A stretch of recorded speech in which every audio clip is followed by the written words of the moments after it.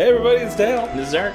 And welcome to the Transformers Beast Wars podcast. Which you can find at optimusprimecast.com. This week, episode number 22. The Low Road. Written by Bob Forward. Directed by Jay Falconer. This week, Tarantulas infects Rhinox with a cold-like virus, which causes him to expel his energon supplies in the form of destructive hiccups. Eventually, he will not only destroy the Axalon, but himself as well. Dinobot and Rat Trap must cooperate for once as they search for Tarantulas' lab, hoping he has the counter-virus. So, do you have an alternate title this week? No. I do. I do. My alternate title this week is Lighten Up, everybody. It's a kids show. It's just oh. My other alternate title is Name That Trope. Oh, Low Road indeed. Mm-hmm. Low Road indeed. Yeah, that's a really deep title for this. Yeah. Because there's just one allusion to it. Yeah. And it's like, oh, that's why. Oh. So we open up. And The Axalon, it has a weed problem. Yeah, there are beans. There's like wild bean sprouts growing everywhere. I was calling them eggplant corn dog things. Yeah, that's true. But we do find out much later that those are beans. Those are beans. They did look delicious. Make a heck of a chili. But okay, so Rat Trap is cutting down weeds. Yeah, he's cutting down weeds and he's complaining. He's like, I didn't sign up for this. I'm an explorer. I was going to be an adventurer. Not, because he retired from being a spy miner. And then, but he's out there working with Dinobot. Yeah. Who is, of course, Dinobot hates every job that's handed to him. Yeah, he hates everything but fighting. Yeah. Yeah, if it's not fighting, he's not interested. He just doesn't want to do it. Why are we wasting our time when we should be forming battle strategies? Oh, if we sit here like this, we'll be targets! Oh, good times. So, but yeah, that's oh man. But yeah, so we have Rat Trap using one of Prime's swords. Is that one of Prime's swords? Yeah, it's okay. like a sickle sword, one of the sickle swords that Prime uses, and then we have Dinobot using his weed whacker tail. Oh man, yeah, and that's the thing, like, because Dinobot is always doing whatever job he hates doing. He's always better at it than Rat Trap. When was it? It was a few weeks ago, I think that they were doing the mining of. They were looking for energon. Oh yeah, remember, and Rat Trap is like, oh, this brings me back to when I was a miner before I was a super spy. And then Dinobot was like, this is ridiculous. I hate this job. This is a terrible gig. Holy moly! I found all this energy. They're big old and they're heroes. Yeah, there was like, man, Dinobot, you're so good at this. But yeah, so he's got his spinny tail weed whacker thing going. He's knocking him down, and then amidst the arguing, all of a sudden, Rat Trap spies some dino booty and. I think that this might be like the source of their rivalry. Yeah, the rivalry. It's the shiny ball bearing booties on either one of these guys. I guess. Yeah, we looked at we were looking at the bonus features on the DVD. They have the original the original models. So yeah, the 3D models for all the characters. Yeah, Dinobot and Rat Trap both were conspicuously missing their butts. They're shiny, ball-bearing, high-tight. We'll put up a picture. Booties. Yeah. To them. So yeah, they're missing their round, shiny butts. Yeah, but either way, Rat Trap catches a glimpse of himself reflected back at himself. I guess, or something. I don't know. All I see is that they went to arguing, and then Dinobot bends over, and it zooms in on his butt, and Rat Trap's like, just what I was thinking. It's like, hello. Yeah, it's like, what were you thinking, Rat Trap? This is a kids show. Yeah, why would you, what's going on? And then they get attacked. Well, first he lines up a great golf shot. Yeah, he gooses Dinobot with one of these bean things. Yep, projectile goose from across the room. Yeah, it was madness, and of course that sets Dinobot off. He has a very short fuse. Yeah. I mean, that would set pretty much anyone off. I suppose, yeah. I mean, that's a big bean. If I threw or hit with excessive velocity, something the size of a shoe, yeah, into your lower regions. Yep, into my nether regions, into my nether bits. Oh, that'd be terrible. That'd be game over, man. We'd be boxing. Yeah. So that's what happens. Yeah. So their fight starts, and then it cuts to Cheetor, who's catching Predicon signals. Bringing Sentinel online. No, Dinobot and Rat Trap are still outside. Arming it. He wants to arm. He wants to arm Sentinel. Yeah, he wants to light Sentinel up. And I guess even though they've had all this time to prepare for it, it was like what, like almost 20 episodes back. Oh, I'm not even sure, man. Yeah, it's about 15 episodes back or so. Maybe 10 tops. Yeah. They had all this time to prepare for this and actually get it on. I guess the Sentinel program does not have the friend or foe add-on. Yeah, what, Rhinox never got a chance to? I guess he never got around to it. It's like, you know what, it's fine the way that it is. We didn't see it happen on screen, so it didn't happen. I guess. But they had to wait until they got in before turning it on. And if they had the friend or foe, there's no R there. Mm-hmm. Friend or foe protocol. Mm-hmm. Then they wouldn't have to like rush inside. They could just someone's got to talk to Rhinox about picking up where he left off. It's like, dude, I know you got a thing against tables, but yeah. But so that didn't get installed. So now we have to wait because of that. Because of Rhinox's laziness, we have to wait until Rat Trap and Dinobot can stop fighting long enough to get back inside. And here's another funny thing where like they're like, oh, get him inside, and it's like, hey, Rat Trap, there's inbound coming or whatever, and Rat Trap's like, oh, I got problems of my own. Yeah. And they continue to fight and struggle, and then all of a sudden, like the Predicons, we got the Flyers attacking the Axalon. Yeah, we got Inferno in the middle, and we have Waspinator and Pterosaur on either side. Yeah, and then explosions start going off from impacts, and then that's where Dinobot's like, what? We're under attack. He wasn't listening. He didn't pick up the phone. I understand he didn't pick up the phone. Then why didn't Rat Trap just say, hey, we're under attack, Dinobot? And then he's like, oh. And then... they had bigger fish to fry. I guess. They know it's a kid's show and that the plot didn't matter this time. Sure. So they're fighting. They're not able to get inside. Rhinox basically is like, okay, I need to give cover. But they keep fighting. They even keep fighting because Rhinox is like, oh, I'm going to have to go outside. So he goes out and starts shooting like all the bullets in the state at the Flyers, and Rat Trap and Dinobot are still boxing. Yeah, they're still fighting. Still wrestling.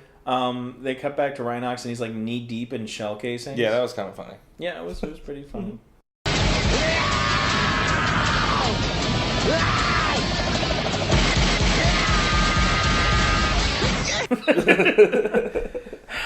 If you, it's not a video podcast, so you can't see like the exasperated sigh expression on my face. Need I cite my secondary title for the show? Lighten up, it's a kids show. But yeah, Rhinox is knee deep in shell casings, and Dinobot and Rat Trap eventually decide that they should start making their way toward the door. So they do. They start making their way, and then Tarantulas pops out. Yeah, he sneaks up on the group. He pulls out this big old gun. Mm-hmm. And he shoots it. Yeah, and he shoots a face hugger from Alien. It's squid, octopus. I thought it was more like an octopus. He threw an octopus into the pipe. Why you got to be so difficult with the horror movie references? It clearly is like a hand-shaped thing that grabs Rhinox by the face and then shoots a bunch of stuff into Rhinox's mouth. Yeah, it is. It is definitely straight up a face hugger. Straight up face but hugger. But it didn't need a and then when it looked more like an octopus. It looked like he shot a squid at him. When it latches onto his face, a tube goes down his throat, much like a face hugger. Yeah, and then deposits a whole bunch of yellow liquid. Mm-hmm. Like he got an involuntary beer bong. Yeah, that was kind of gross. And then so they do that. And then I was glad that they were able to take it off of his face without killing him. Because that's honestly what I was thinking. I was like, oh no, they can't get that off or he's going to die. I was like, oh, wrong show. It's like Primal was with this. Yeah, with the Cyber Bee. Cyber. And then earlier the episode, I don't know, like I just like all throughout this episode, it's just like, oh man, Rhinox again. Like, Rhinox always has, like, the changing things happening to him. Like, they pick him up, they make him into a woman. And then, in the previous one, no, it was like, they just made him goth. Yeah, they gothed him out and put spikes on his boots, made him a Predicon. Yeah, and then, this one, like, he's now got this thing. Yeah, he's got the killer cold. Yeah. So, I guess we'll carry on from there. So, we come to find out that this facehugger thing pushed a virus or infection or something into his stomach. He drank some bad juice, bro. Yep. And now he's got a tummy ache. He's got some type of weird hiccup, sneezing, coughing, headache. He's got all the symptoms So from the can't- NyQuil from the NyQuil bottle. They're asking the Axalon computer what's wrong, and it was saying that he's just gonna be leaking, like ejecting energon. Yeah, the virus is basically like a energon deficiency virus. Jennifer deficiency. A Jennifer deficiency virus. It means when you don't have enough sofa beds. Yeah.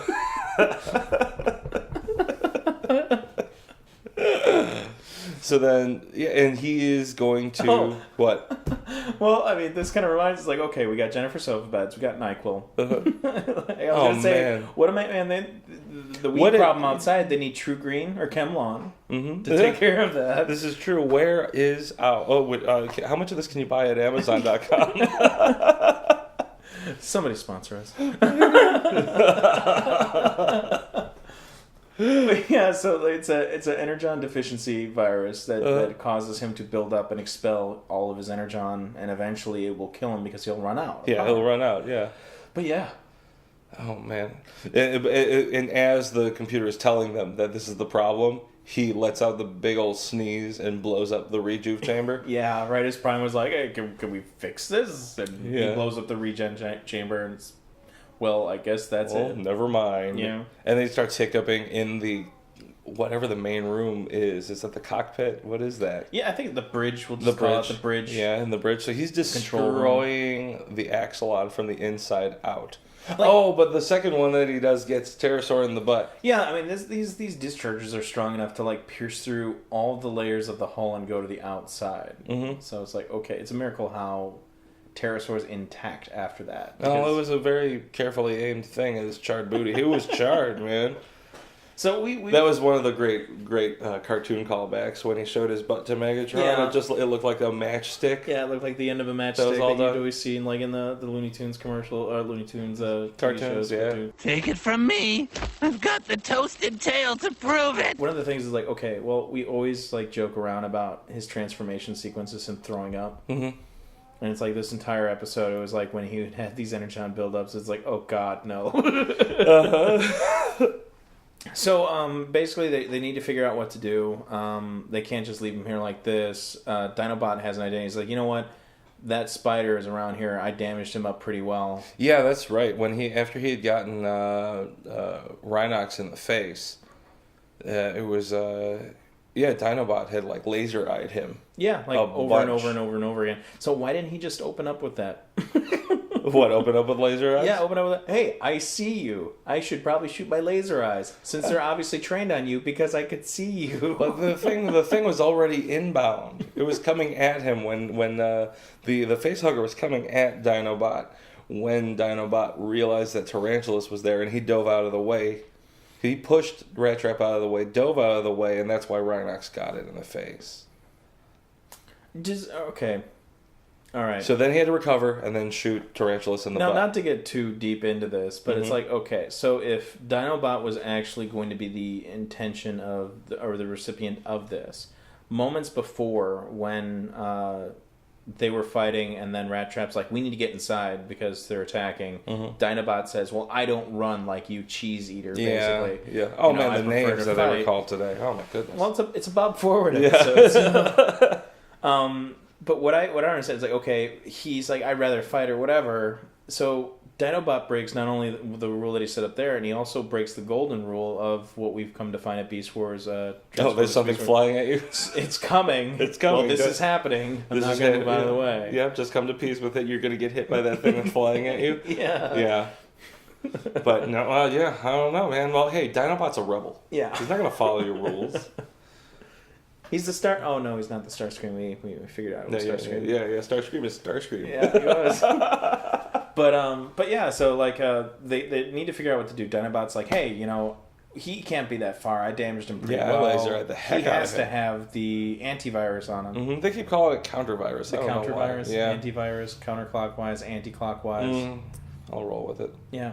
Mm-hmm. We'll roll out. So they figure he's got to be close by. He can't have gotten too far, so let's just go out and find him.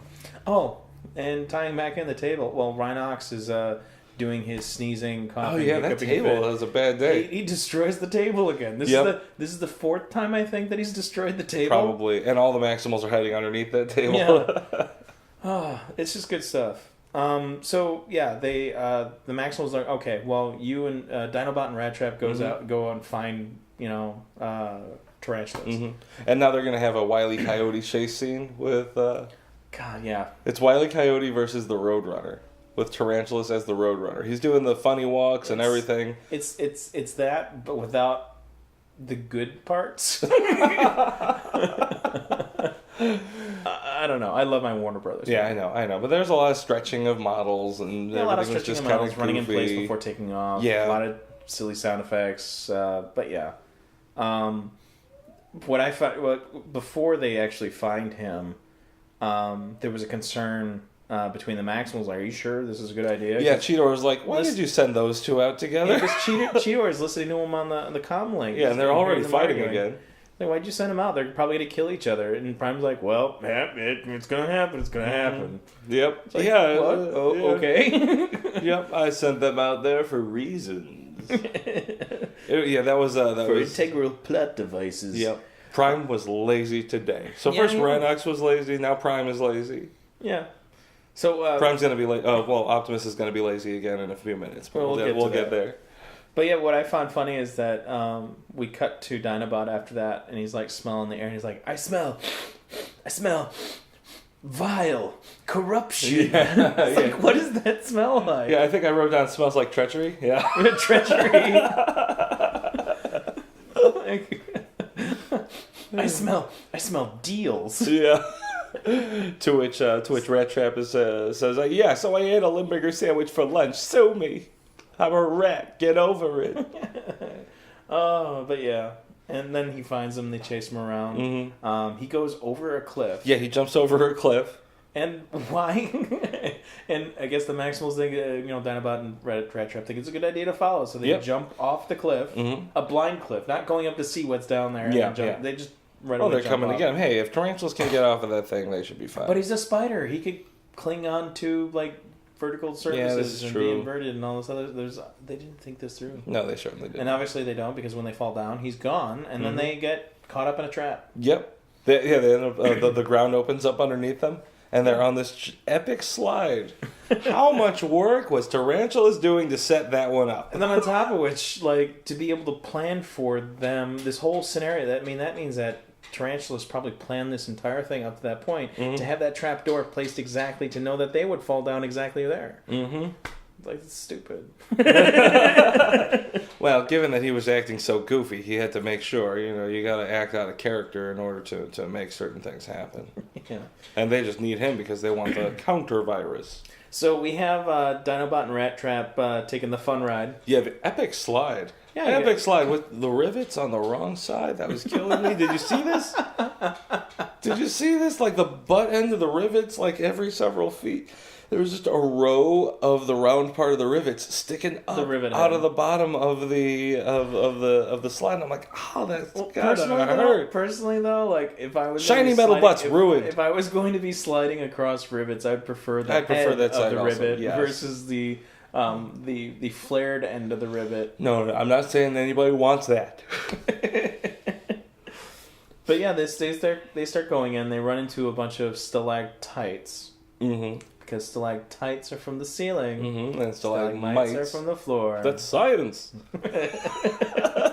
They run into one of those, and it knocks this huge boulder. And then we have Raiders of the Lost Ark. Well, that's a preparation for the Raiders of the Lost Ark scene. They just keep going. I was expecting to see it chasing them down the slide, too. Yeah, but no. They get down to the bottom of the slide. They start arguing again. Yeah. And then we have tarantulas pop up, calling them Minimals. Oh, that was cute. Welcome, Minimals. Yeah, I like it. Playground's closed, Minimals. Stupid. Yes, it was stupid.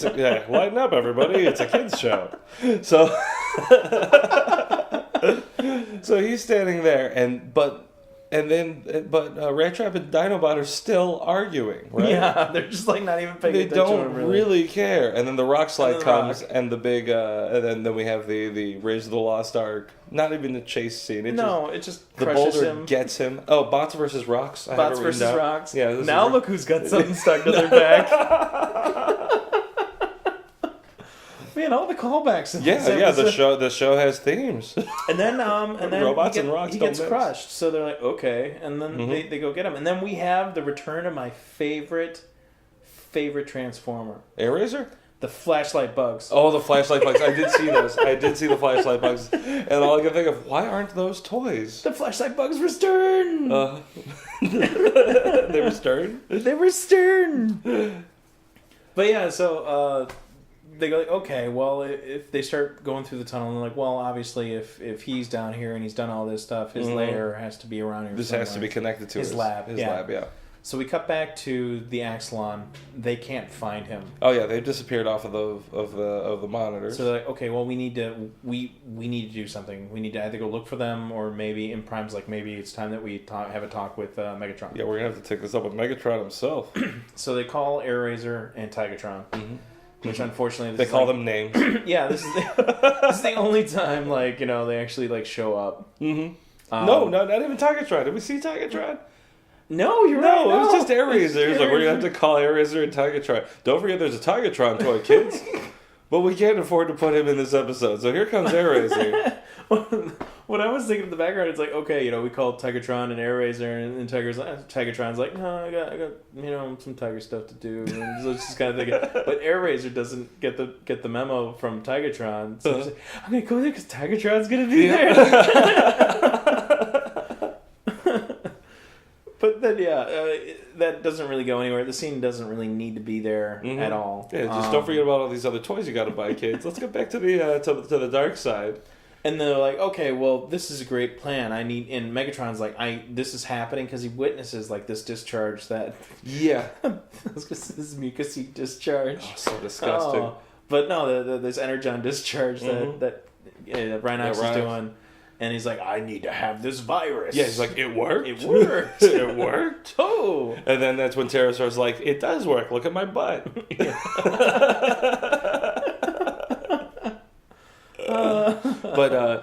So Megatron really wants the virus. And so then him, Black Arachnia, Pterosaur, Waspinator, and Inferno. Yeah, we need to talk to Tarantulas. Yeah, let's all go down to Tarantulas. Let's go find Tarantulas and figure this out. And then they can't find him either. But then Black Arachnia saw the Maximal signals. Didn't she say, let's go to Tarantulas' lab?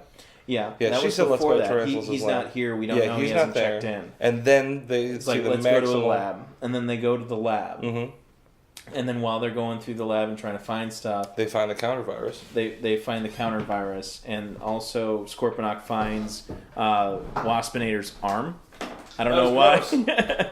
I don't know why he's holding on to that. Maybe a keepsake of some sort, or maybe he's performing some experiments. But yeah, so they're down there. They see the maximal signals, and they're like, okay. And I don't know who. I guess she's radioing someone, but she calls Megatron or other people, and she's like, we need all the rest of the Predicons to show up here because we're going to have company. Mm-hmm. So, I guess it's just her and Scorponok down there then? No, you know what? I really think they all did go down. They all did go down because when they found the retrovirus, when they found the countervirus, when they found the antivirus, whatever it is, when they found the thing, Megatron says, wasn't it Black Arachnia was going to destroy it? Yes. She was going to destroy it, and Megatron's like, no. And then he starts waxing poetic about the needs of having this antivirus. You need to have a good bargaining chip in play until the very end of the game. Mm-hmm. And then Black Arachnia just kind of calls him out on his crap and is like, who are you even talking to? No, why are you always talking to yourself? I simply have a penchant for intelligent conversation. But then right after that is when the maximal signals show up on the radar. And Black Arachnia says, oh, we've got company. And everybody starts shooting out the open door. Yeah. Megatron has to stop and is like, everyone hold your fire. Wait for your targets to show up. Mm-hmm. Oh, but before then was a good comedy piece with when Dinobot and Rat Trap, because Dinobot's also, he hates this job too. He's got to drag Tarantulas through this hallway.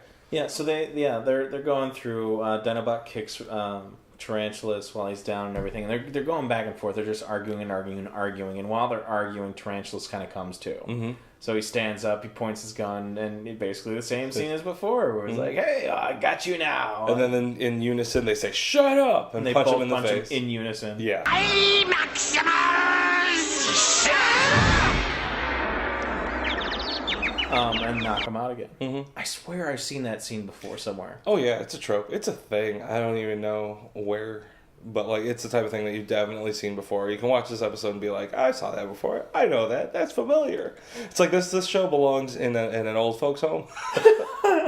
Just to provide comfort. You're like, here are things that you've seen before. You've seen Warner Brothers cartoons. You saw Indiana Jones. You saw this trope. Okay. Just saying. All right. So anyway, that happens before all of the Predicons in the universe start firing out an empty, open doorway. Yeah, Megatron tells them all hold fire. Mm-hmm. Wait for a target, and then Dinobot's like, "I got this." Mm-hmm. And then he grabs Tarantulas and he walks out. He's like, "I have a hostage. Don't shoot her, or else you'll shoot your whatever." So Megatron shoots Tarantulas. To the extent where he blows apart, they cut to a scene and his head falls down and it's all sparking. Yeah, yep. His body is. He's dead. Yeah, yep. All hail Megatron. While this is happening, the Maximals are getting ready to leave. Yeah, they're all packing up and they're like, okay, well, we need to go. Yeah, we gotta get out of here. And then Rhinox, all of a sudden, he really wants to go with them. Yeah, he's like, if you guys are gonna go and I'm doing all this discharge, I might as well. If I'm gonna be ruining the wallpaper. Yeah. I might as well be on Pred turf or something like that. And if I'm going to be ruining the wallpaper, I don't know. I don't. That's an antiquated euphemism that doesn't have any place. That's granted, I am horrible with analogies, but seriously. Mm-hmm. But yeah, so they all trip along, and he's like, I don't know, and Prime's like, no, dude, you're too weak. Mm-hmm. Why don't you eat some plants or something? If you're going to have anything to do with this, you need some energy, so transform. That's better. And then eat something. Yeah, so that you can at least save whatever energon. So then it's insinuated that he eats a lot of these bean, corn dog, eggplant type stuff that is outside. Yep. Also, it's insinuated that Optimus Primal is lazy. Because Rhinox should have packed a lunch, and Optimus Primal, who can carry the Axalon, should have been able to carry Rhinox. Yeah. Because then he's like, Prime Jet's on. And I'm lazy. He's sick. You're going to make him walk? That's terrible. He has a life-threatening illness right now. And you won't give him a ride.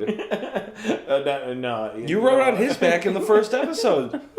You rode through a thing of rocks, a wall of rocks, on Rhinox's back. He flipped a table to save you from the corn nut chickpea thing. And you won't give him a ride. So anyway, that's what's going on there. And then we're back on the Darksyde. And how is that fight going? That fight's a blur to me. Well, that's after... Well, okay, so we had the hostage thing.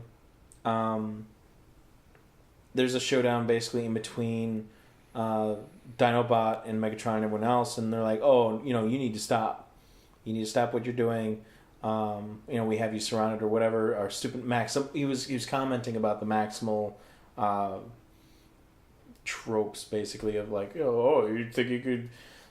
He doesn't matter anything to me. You have this hostage, stupid Maximal stuff, and then." Rat Trap, I guess, circled around and popped through a... Oh, that's right. Yeah, Dinobot had gone in solo, and then Rat Trap did his super spy. Yeah.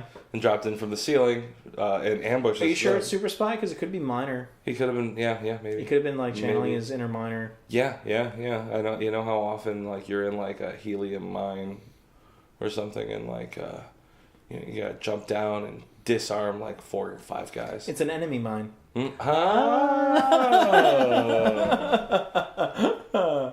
I preferred the movie to the television. Good Good times. So all the Predicons end up disarmed. Yeah.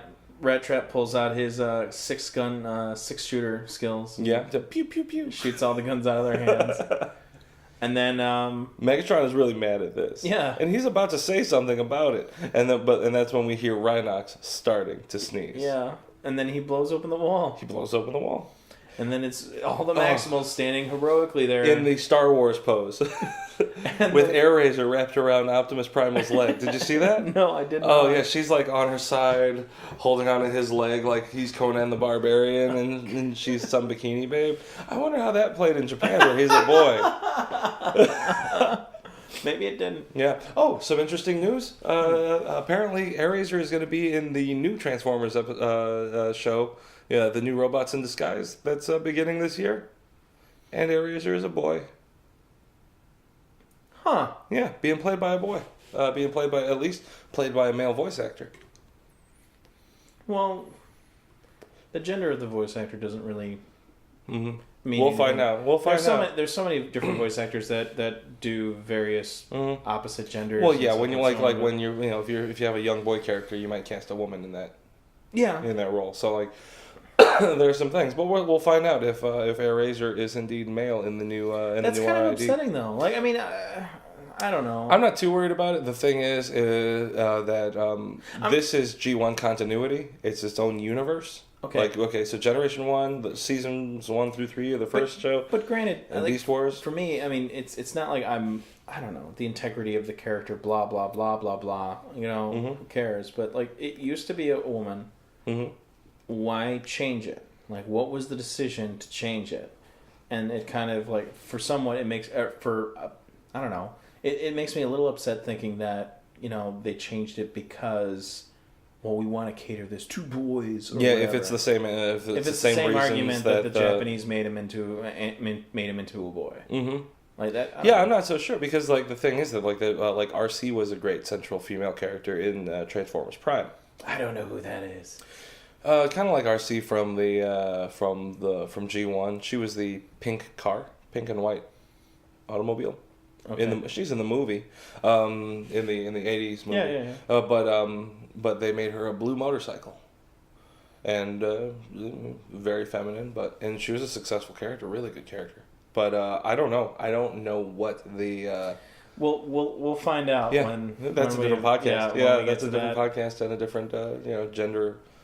But while they're doing all these heroic poses, getting back to the wall, everyone's striking really heroic poses, and Rhinox is just sitting there, kind of like pouty kid who just got still pink glass, wheezing, wheezing and rubbing his face, and I was like, surprise! And then Rat Trap's like, oh, we got this. This is fine. Yep. And all of a sudden, him and Dinobot are best buds on a mission. Megatron then turns. He's like, I have the antivirus, counter-virus, retrovirus. I have the thing you need. I have the MacGuffin. I have the MacGuffin in my. I have the ecto-cooler in my face hand. And my face hand will chew this thing to the dickens if you guys don't turn into animals. Yeah. And that means you can't shoot guns because you're animals. So Prime, of course, gives in. Yep. And then Rhinox is like, no, don't. And he's like, no, there's no choice. So they give in, they surrender, and that's the end of the Beast Wars. Mm-hmm. Yep. All hail Megatron. All hail Megatron. So at this point, Rhinox's tummy is really, really rumbling. Yeah, you hear a bubbling noise. Yeah. Eric swears that he saw a brown starfish on the screen. I'm pretty sure that we're gonna. His stomach starts grumbling. I'm not gonna be. He starts turning around. He starts turning around and aiming his butt at Megatron, and there's some pretty close-up shots of his rhino butt. And I swear that there's like. I'm not going to be responsible for taking that screenshot. There's some. I swear it looks like a pulsing starfish. It just like it was puckering, and then all of a sudden it was just like, okay. They cut to a shot of it's like behind the tail, like the tail is like the aiming reticule. Yeah, it's like starting to like flap a little bit. And then Megatron says, "No, not that." You see like the group of Predicons. Oh, that shot was fantastic. Yeah, they're all doing the same dance that Tarantulas was doing when they were when the autocannons were on outside. They're just taking tiny steps to the side. You had to get away from Megatron where he's pointed. And then he passes gas. We could say Rhinox farts all over Megatron, but they cut to the planet. They cut to the outside shot of the planet, and there's this like kind of a nuclear cloud. Yeah. And shockwave. Yeah, there's a shockwave, like the big bubble coming out of the atmosphere, and then just steam. Oy. Yep. That's right about the time where we learned that those were beans that he was eating. Yeah. Yeah. And then what happens after that? They because of that they get the retrovirus. Yeah, they get the retrovirus. They cut to Rhinox sitting in his little chair with his beer hat, the beer can, the beer can hat with like two straws coming out of either side of the countervirus serum sitting on his head, and he's doing that. And then he of course lets out a little wee sneeze. And he spins around a couple times. Mm-hmm. And Rat Trap's really happy to be wearing his hard hat because he was also a construction worker in some other life. You know, Rat Trap was 3/4 or at least a third of the Constructicons? No, no. I was gonna say the.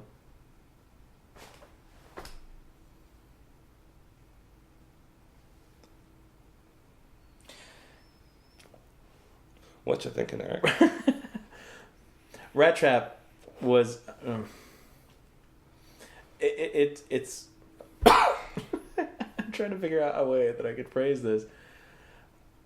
It's here that we find out that Rat Trap was at least like 2/3 or 3/5 of the village people. Oh yeah. Oh man, was there a spy? No, but there was a cop. There was a cop. Yeah, there was a cop. Indian. And a construction worker. Construction worker. Motorcycle guy. Motorcycle guy. Yeah. And then what was the fifth one? Was there 5? No, there was 4. YMCA. Okay. That's fine. The 5th guy would have absolutely nothing to do. He just stand there I hate this song. You guys include me in this stuff. Yeah, I can't do any of the dance. This is terrible. I want to say sailor. Was there a sailor? I don't know.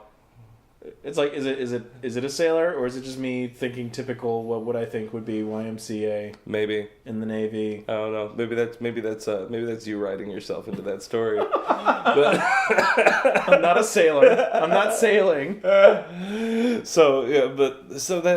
Maximals are just so inconsequential. And then we cut to Megatron, who is a close-up of Megatron saying, "This is by far the most humiliating and worst defeat of my career." Yeah, and everyone's just kind of wasted there. They're all hanging in a tree. Yeah. And then it does the circle zoom, the circle wipe to dark, and then we got credits. Yeah.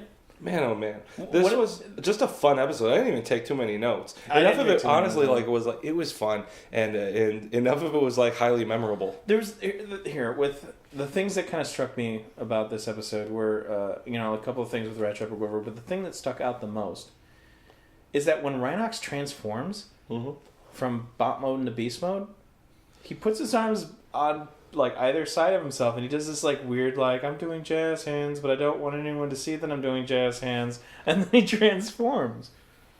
Like, is that something because he does that 3 times? Oh, I never noticed that. That I never noticed. It's like all I could think was like Rhinox is disgusting, and then he farts, and I'm like, man, Rhinox is disgusting. He vomits and eats his own face, and he farts. Destructive blasts of energon. Oh god. And his original toy sucked. But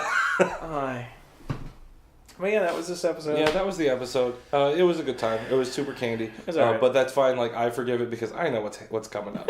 Not necessarily next. I don't remember the next episode, but I think that there's one more before we hit Other Voices, which is the 2-part closer for this season, which is amazing. It's one more episode, and then we have the something like Before the Storm, I think it's called, alluding to the calm before the storm. Oh. Which, like, if you if you want to go back, like another ill wind. Yes, actually. Well, the thing is, like, you got to think about how far we've gone, and like the difference between this season and the upcoming seasons. Just knowing ahead of time that that this is the only 26 episode season. The other two seasons are 13 episodes, so easily half of this. Oh, okay. Yeah. That's why there's so much BS in this season. There are so many like sitcom episodes and character development episodes and cartoony fun ones like this week. The reason why there's all this stuff is because there's a ton of episodes in this thing. The whole series is 52 episodes long, so we are actually approaching the halfway point. We're coming up to halfway through Beast Wars, and but like this episode and maybe the next one, like there was just so much space. They had to fill in some space, but looking back, think about some of the unanswered questions that we really need answers for. Otherwise, they're totally pointless. Like, where are we? Where are we? What about that floating island? What about the obelisks and the energy weapons? The probe thing. The probe, the corn nut. The corn nut, and then the other one. Which other one? What was it? There was two. What, in the corn nut episode? Well, yeah, there was the that all came out of the Stonehenge, the henge of stone. The henge of the standing stones. Yeah, like where did that stuff come from? Who is this third party? Where did those beams from those obelisks shoot off into space to communicate with? When is that ET phone home gonna be answered? Yeah. And it's certainly not going to be answered by Rhinox's butt. No. or I hope not. No, it won't be. It won't be. We got a bang up end to this season. I'm so excited. I'm so glad you have no idea what's going on. But we got one more, and then really I think of it as a 3-part closer. Before the Storm, and then Other Voices parts 1 and 2, and then between that and really the season 2 episode 1, there is one sentence that I have been waiting to shout to the heavens. It's 2 words. 2 words, just a couple of minutes into the season opener for season 2. Steak burrito? No, but it's fantastic. And I know steak burritos are fantastic. They really are. There's a place called La Palapita. No. Oh man, it's on Milwaukee. You can get a burrito that's all meat. So like you get a steak burrito, but just get it with only meat and a little bit of cilantro and cheese. Like no filler, no nothing, but the thing is big and it's very satisfying. I highly endorse it. And that's in Chicago. We need a sponsor. Oh man, I'd love a burrito sponsorship for this show. But anyway, we got really, really cool things. And really, you haven't even heard, like, watching the show tonight, I was like, you haven't seen Inferno. Not really. We met him when he was created. Met him once. That was pretty much it. He had to protect the hive. The hive got destroyed, and he knows who the royalty is, obviously. Yeah. But you haven't really met him. He's a really great character, and you're going to get to know him over the next several episodes too. Also, I'm not going to spoil it. But until then, I've been Dale. And I've been Eric. And this has been the Transformers Beast Wars podcast. Which you can find at optimusprimecast.com. We'll see you next week, you guys. High five.